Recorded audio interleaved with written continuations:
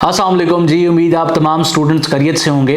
मेरा नाम मोहम्मद उमर खान है और आप देख रहे हैं दी लॉ चैनल। इस चैनल पर गुफ्तगू करते हैं हम लॉ, लैट, लॉ गैट और LLB 5S के हवाले से। तो अगर आप नए कैंडिडेट हैं, नए स्टूडेंट हैं, इस चैनल पर पहली बार तशरीफ़ लाएँ तो इस चैनल को ज़रूर सब्सक्राइब करें ताकि इस तरह की मज़ीद अपडेटेड वीडियोज़ हम आप तमाम कैंडिडेट्स की खदमत में बर वक्त शेयर कर सकें। आज की इस वीडियो में हम डिस्कस करने वाले हैं कि किस तरह से आप तमाम लोग मौजूदा लॉ एडमिशन टेस्ट के लिए इस कम वक्त में अपनी तैयारी बेहतरीन तरीके से कर सकते हैं। आप तमाम लोग जानते हैं कि साल 2025 का पहला लॉ एडमिशन टेस्ट 12 जनवरी 2025 को कंडक्ट हो रहा है। तो इस हवाले से काफ़ी ज़्यादा स्टूडेंट्स कंफ्यूज्ड हैं कि इस कम वक्त में अच्छी तैयारी, बेहतरीन तैयारी कैसे की जाए और लॉ एडमिशन टेस्ट को कैसे क्लियर किया जाए।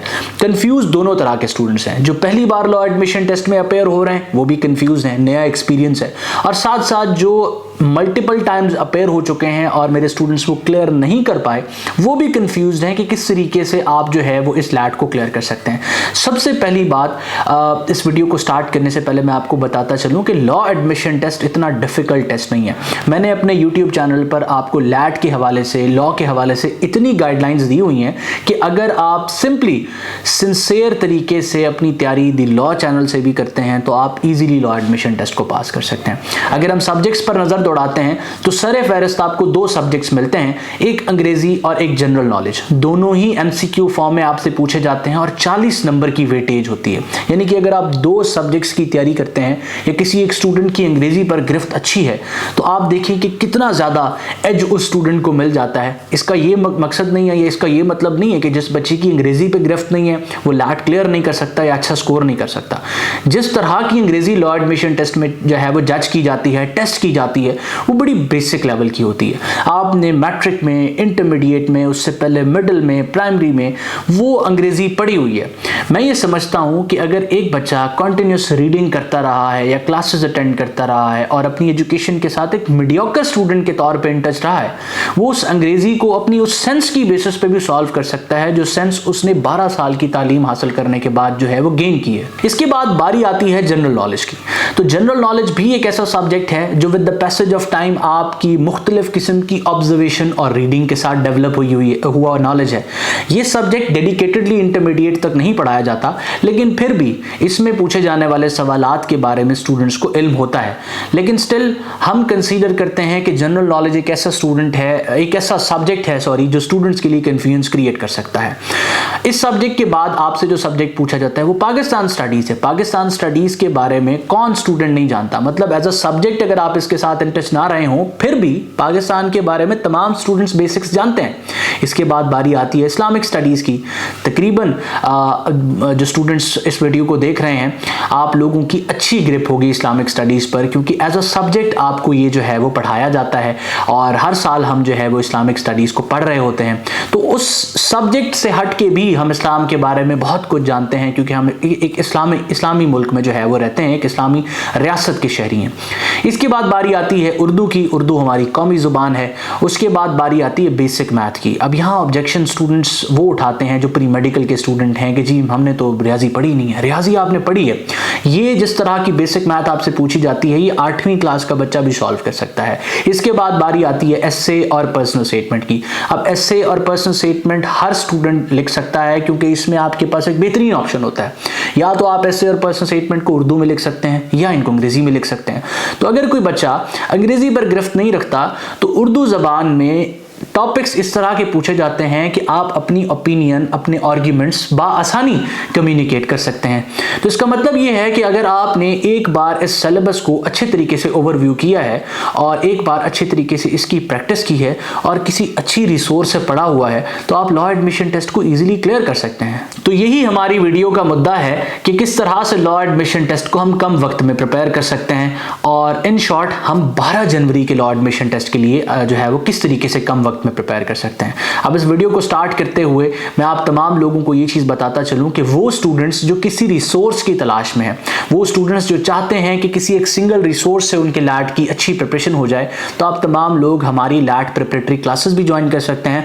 12 जनवरी के लॉ एडमिशन टेस्ट के लिए जो स्टूडेंट्स इस वीडियो के रेफरेंस से आएंगे हम उनको खुसूसी डिस्काउंट भी देंगे। इसके अलावा अब हम बात करते हैं कि आप प्लान किस तरीके से करें, यानी कि एक स्केड्यूल किस तरीके से बनाएं जिस स्केड्यूल में आप इन सारे सब्जेक्ट्स को कमोवेश 8 सब्जेक्ट्स बनते हैं। अगर एसे और पर्सनल स्टेटमेंट को एक सब्जेक्ट के तौर पे हम इसमें काउंट करते हैं तो 8 सब्जेक्ट्स बनते हैं। 6 सब्जेक्ट्स होते हैं ऑब्जेक्टिव सेक्शन के, 2 सब्जेक्ट्स होते हैं सब्जेक्टिव सेक्शन के। तो किस तरीके से हम 10 से 12 दिनों में इस को कवर कर सकते हैं? सबसे पहले तो आपने ये चीज़ ज़हन में रखनी है कि आपने एक सब्जेक्ट एक दिन में नहीं करना। आपने अपने प्रिपरेशन इस तरीके से कंटिन्यू करनी है कि आप एक साथ 2 सब्जेक्ट्स को लेके चलें। 2 सब्जेक्ट से मेरा मुराद ये है कि एक वो सब्जेक्ट जो आपको आसान लगता है और साथ एक वो सब्जेक्ट जो लॉ एडमिशन टेस्ट में इंपॉर्टेंट है। इंपॉर्टेंस से मुराद क्या है कि उसकी इंपॉर्टेंस ज़्यादा है क्योंकि उसकी मार्क्स वेटेज ज़्यादा है। एक बच्चे ने अपनी तैयारी स्टार्ट की, उसने इस्लामिक स्टडीज़ को पढ़ना स्टार्ट किया क्योंकि वो कंफर्टेबल था, उसको इस्लामिक स्टडीज़ आती थी और साथ साथ इस्लामिक स्टडीज़ आसान भी थी। उसके साथ उसने कॉम्बिनेशन बनाया, वो जनरल नॉलेज को पढ़ना स्टार्ट करता है। जनरल नॉलेज एक ऐसा सब्जेक्ट है जो लॉ एडमिशन टेस्ट में एक अच्छी वेटेज रखता है। तो इस तरीके से आप अपना सेट बनाएं और अवेलेबल डेज के अकॉर्डिंग नंबर ऑफ सब्जेक्ट्स को डिवाइड कर दें। उसके बाद बारी आती है रिसोर्स की। अब वैसे तो मैं उमूमन स्टूडेंट्स को बताता हूं कि आप किसी सिंगल रिसोर्स पे रिलाय करें। अगर आप इंटरनेट पे रिलाय करेंगे तो इससे ये होता है कि कुछ सब्जेक्ट्स आप किसी एक रेफरेंस से प्रिपेयर करते हैं, कुछ सब्जेक्ट्स किसी दूसरे रेफरेंस से प्रिपेयर करते हैं, इसमें मसला होता है। तो इसीलिए मैं वो तमाम कैंडिडेट्स जो सेल्फ प्रिपरेशन कर रहे होते हैं, मैं उनको एलिमेंट्स ऑफ लैट रिकमेंड करता हूं कि आप इस रिसोर्स से पढ़ लें। अब बारहा मैं बताता हूं कि बेटा ये दोनों रिसोर्सेज, हमारी क्लासेस और जो किताब है, ये किसी के ऊपर कंपल्सन नहीं है। अगर आपको लगता है कि आपको ये नहीं पढ़नी चाहिए, आप मेरी तरफ से इस यूट्यूब चैनल से भी पढ़ सकते हैं। मैं अपनी पूरी कोशिश करता हूँ कि आपको यहाँ पर फैसिलिटेट करूँ। इसके अलावा भी मेरी ये कोशिश होती है कि कोई बच्चा अगर किसी और रिसोर्स से पढ़ रहा है, खुद पढ़ रहा है और मुझसे उसको किसी किस्म की असिस्टेंस चाहिए, तो मैं और मेरी team free of cost available होते हैं बच्चों के लिए। लेकिन एक बच्चा जब जाता है मार्केट से कोई ऐसी रिसोर्स लेके आता है जिस रिसोर्स में 40 to 50% क्वेश्चंस के आंसर ही गलत होते हैं, इसके अलावा उस किताब या उस रिसोर्स में हर वो एमसीक्यूज मौजूद होता है जो लैट के पर्सपेक्टिव से इंपॉर्टेंट ना हो, फिर मुझे अफसोस होता है कि अगर आपने रिसोर्स ही लेनी थी, अगर आपने किसी चीज़ के ऊपर इन्वेस्ट ही करना था, तो बेटा कोई ऐसी रिसोर्स लेते जो किसी की तरफ से रिकमेंडेड है। तो बहरहाल इस बात को हम आगे कंटिन्यू करते हैं कि जब आप कोई अच्छी रिसोर्स ढूंढ लें तो फिर उस रिसोर्स से आप पढ़ना स्टार्ट करें और कोशिश करें कि चीज़ों को जल्द से जल्द वाइंड अप करें क्योंकि वक्त कम है। तो इस चीज़ को मद्देनजर रखते हुए आपको बजाय इसके कि चीज़ों को इन डेप्थ पढ़ें, आपको ओवरव्यू करना पड़ता है और ओवरव्यू करते हुए जो चीज़ आपको मुश्किल लगती है आप उसको स्किप कर सकते हैं। इससे ये होता है कि कम वक्त में ज़्यादा आसान चीज़ें आप पढ़ लेते हैं। अब एग्ज़ाम जब बनाया जाता है, पर्चा जब बनाया जाता है, तो सब्जेक्ट्स को बैलेंस किया जाता है। कुछ सवाल ऐसे होते हैं जो थोड़े मुश्किल होते हैं और कुछ सवाल ऐसे होते हैं जो आसान होते हैं। अब अगर एक बच्चे ने मुश्किल सवालों पर वक्त नहीं लगाया, अब मुश्किल सवालों का जो पोर्शन होता है पर्चे में वो उमूमन कम होता है, आसान और बेसिक सवाल ज़्यादा होते हैं। तो इससे ये होगा कि अगर आप 80 to 85 को टच ना भी कर पाएँ, आप बेसिक स्कोर को टच कर लेंगे क्योंकि आपने आसान चीज़ें जो आपकी समझ में जल्दी आ रही थी उनको पढ़ा हुआ है। इसके अलावा जितने भी दिन हैं, चाहे 10 दिन है, 12 दिन है, 15 दिन है या 8 दिन है, जब आप ये वीडियो देख रहे हैं, आपने कोशिश करनी है कि रोज़ की बेसिस पे आप एक ऐसे या एक पर्सनल स्टेटमेंट लाजमी लिखें। वो ऐसे या पर्सनल स्टेटमेंट आप अपने बड़े भाई को दिखा सकते हैं, आप किसी टीचर को दिखा सकते हैं या फिर आप हमारी टीम के साथ भी शेयर कर सकते हैं। हम जैसे फ्री होंगे, जैसे अवेलेबल होंगे, आपकी उन टॉपिक्स को हम रिव्यू करने की कोशिश करेंगे और उस पर आपको फीडबैक भी प्रोवाइड करेंगे। इसके अलावा आप डिस्क्रिप्शन में मौजूद लिंक के थ्रू हमारी व्हाट्सएप कम्युनिटी का हिस्सा बने, जहां पर हम लैट के हवाले से एसे, पर्सनल स्टेटमेंट के सैंपल्स भी शेयर करते हैं ताकि आपको एक आइडिया प्रोवाइड किया जा सके कि लैट में किस तरह से आपने टॉपिक को अटेम्प्ट करना है। तो मैं उम्मीद करता हूं ये वीडियो जिसमें मैं आपको बताना चाह रहा था कि लॉ एडमिशन टेस्ट को किस तरीके से तैयार करना है और स्पेसिफिकली कम वक्त में किस तरीके से तैयार करना है, इसमें मैं कामयाब हुआ हूं। अपना बहुत सारा ख्याल रखें, दुआ में मुझे और मेरी टीम को जरूर याद रखें। अल्लाह हाफिज़।